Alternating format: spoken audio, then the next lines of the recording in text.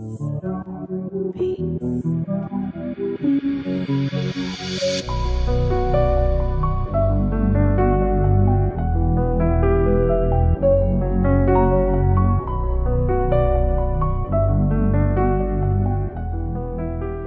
va changer le pneu parce qu'il est moulot. Je te montre un peu. C'était le pneu Michelin, tu sais, avec les agrafes là, comme ça là. Moi j'appelle ça comme ça. Me fait pas chier. Il est mort. Il n'y a plus rien. Il n'y a plus rien. On va mettre un Gold Speed. Bon. Allez.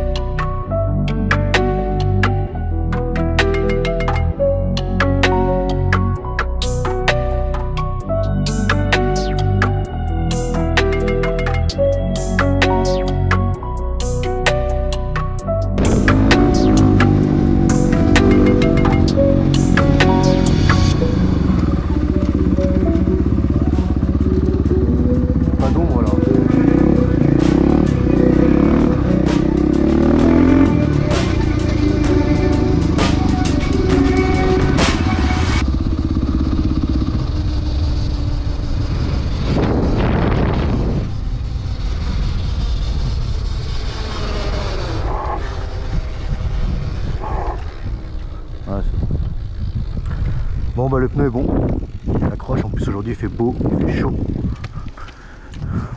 Très bon pneu franchement. C'est un Gold Speed, pour ceux que ça intéresse. Gold Speed radial.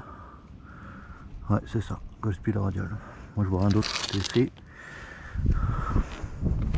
Bon pneu, franchement j'ai mis une pression de 2. C'est parfait. Regarde, malgré que je lui ai tiré dans la gueule et que j'ai fait wheeling, peu importe, j'ai tiré les rapports, 64 degrés. C'est incroyable. Après on a mis un gros ventilo aussi. Bon vas-y, j'ai chaud, donc je vais retirer le casque et je vais vous filmer, je vais parler avec l'iPhone.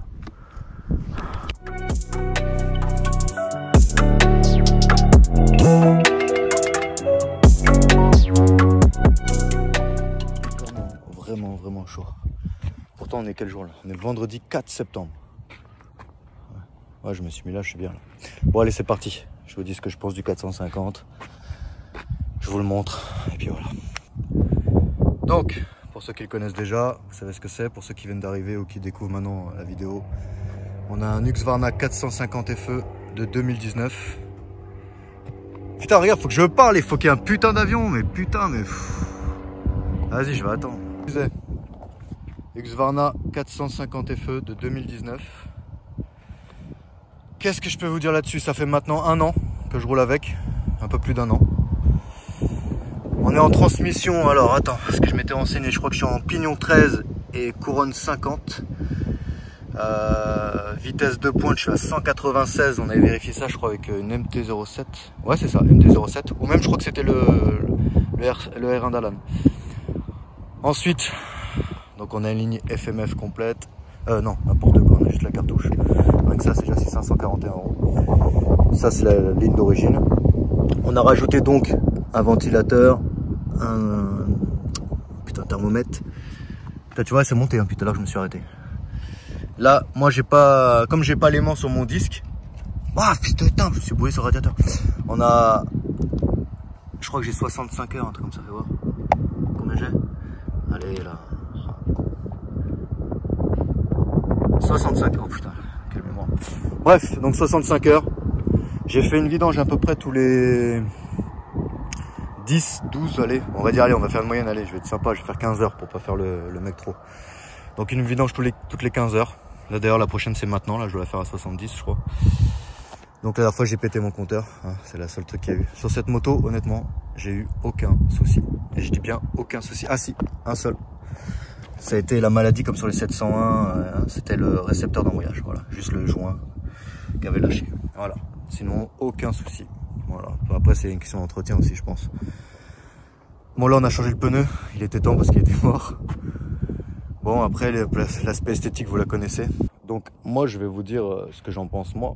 Parce que j'ai quand même eu le 511 SMR Husqvarna, le 690, le 701, le 501, le 300 de temps. Et là, c'est la dernière, c'est le 450 FE. Donc honnêtement pour moi c'est la meilleure moto, c'est vraiment la meilleure moto. Elle a tout, je veux dire je vois pas la différence avec le 500 parce que ça revient souvent. La différence on me demande mais c'est quoi, pourquoi t'as pas resté sur un 500? Mais je trouve en fait que c'est, je sais pas comment expliquer, pourquoi est-ce que je préfère un 450 alors que j'avais un 500? Mais je sais pas, honnêtement cette moto elle a tout, j'ai rien à le reprocher. Après le 501 je l'ai pas eu longtemps, hein. Je l'ai eu 680 km hein. Donc avant qu'il se marbre, avant que je me marbre dans la Corse. En Corse. Bref. Donc pour moi le 450 c'est le top. Et ça suce rien, ça consomme rien. Même si je tire dedans, je vais faire 180 bornes, ouais, 170. Mais sinon je suis à 200 km facile, ouais. Voilà. Le pneu, bon bah j'en ai changé 2 à l'arrière et j'en ai encore changé qu'un seul à l'avant. Donc ça va, c'est plutôt bien. En plaquettes, j'ai toujours pas changé les plaquettes. Donc vraiment pour moi, voilà, c'est... Je sais pas, tu te rends compte que ça coûte cher à l'achat. Alors, il y en a beaucoup qui veulent savoir le prix de cette moto. Alors, le prix de cette moto, avec tout ce qu'il y a dessus, déjà quand je l'ai acheté d'origine avec ce qu'il y avait dessus, plus moi, les rajouts que j'ai fait, comme le carbone, la selle, etc., les jantes et tout, sachant que je me suis démerdé avec mes amis et les sponsors. Si je devais la revendre aujourd'hui, si j'avais fait 0 km, elle vaudrait 17 000 €. Mais, évidemment, ça décote très vite. Et puis je vais pas te mentir, tous ceux qui veulent acheter un supermoto, bah quitte à foutre 15 000 € même dans un supermoto, autant te le faire toi-même, tu vois. Parce que de base, elle coûte 11 200 €. Ouais, je crois que c'est ça, 11 000... Non, 10 500 le 450, 10 500. C'était le 501 qui était à 11 500. Bref, c'est une moto unique, moi j'en suis fier. Parce que voilà, avec les jantes, ça a été fait à la main. Le carbone par G-Carbone moulé, etc. Unique. Le réservoir, c'est pas de la coque, c'est directement moulé. La preuve, puisque tu vois bien que sur le bouchon d'essence, j'ai même pas de... J'aurais pu mettre un joint, mais non. Au moins, ça fait pur. La selle, chez les Argailles avec Noise Custom. Chez qui vous pouvez faire vos selles d'ailleurs. Voilà, c'est une moto qui est unique. Après, tu as tout le catalogue. Hein. Tu as les têtes fourches, la mortière de direction, ça c'était obligé, puisque vu que je me suis marre avant encore, j'avais pas le choix. Il y a un truc que je sais bon aussi, c'est bien, c'est que le Béringer avec l'association Husqvarna, eh ben, c'était la dernière année. C'était la dernière année. Donc du coup, c'est comme un modèle de collection. Je sais qu'ils en feront plus à cette couleur-là, etc. Putain, je suis en train de me faire bouffer par les putains de pucerons de ces morts. Voilà, après... Oh putain. Bon, vas-y, attends, il y a encore l'avion. Eh, vas-y, franchement, il me casse les couilles. Ouais, c'est bon. Vraiment, c'est bon. Bon, voilà, quoi. C'est la meilleure moto. Pour moi, c'est la meilleure moto que j'ai eue. C'est... J'ai rien à lui reprocher, j'ai rien à faire. Je me suis éclaté avec, je me suis... Dans les deux sens, d'ailleurs.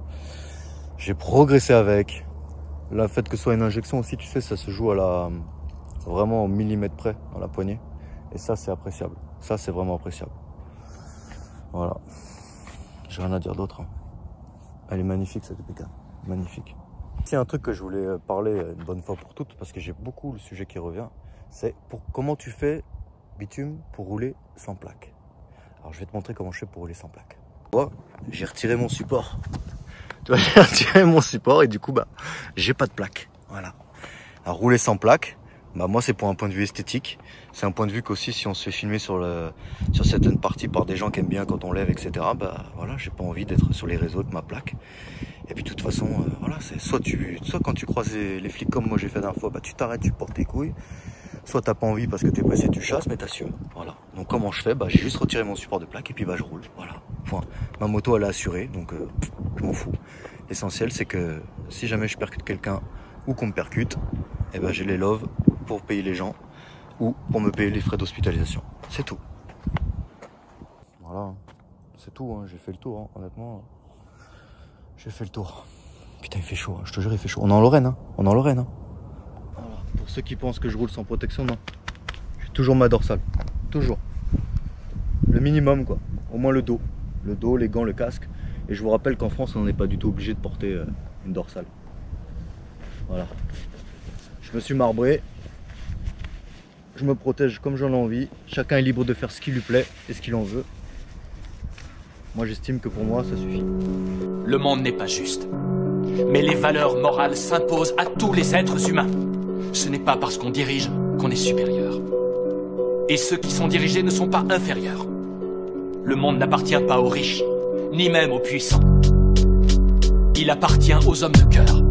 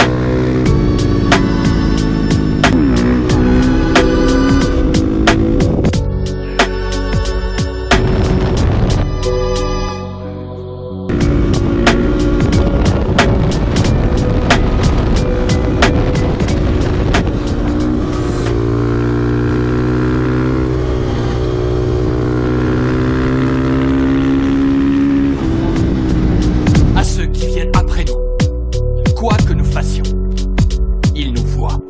Nous devons être des exemples pour eux.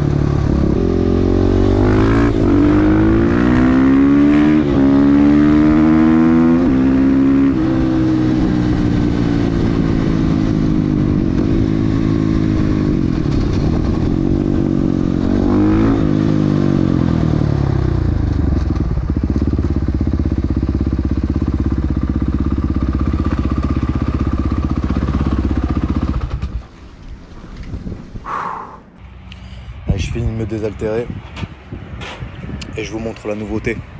On a fait du lourd là pour le shop. Pour les femmes, on a pensé aux femmes, putain. Et ça fait longtemps que vous me demandiez, tu sais, les pulls avec les fermetures éclairs. Et ben on a fait mieux que ça. Je vous montre après, je finis de boire. Voilà le nouveau sweat. Avec le petit scratch là et là, fermeture éclair. Comme ça, vous pouvez mettre tout, portable, clé, tout. Et le bitume qui est là, on a fait un truc bien, c'est que il est rétro-réfléchissant. Dans le noir, la lumière, il reflète. Regarde ça, la qualité. Fermeture, cordon, tu resserres en bas, grosse capuche. Voilà. Donc j'espère que ça vous fera plaisir. Tout ce que nous faisons, ce n'est pas pour aujourd'hui, mais pour demain.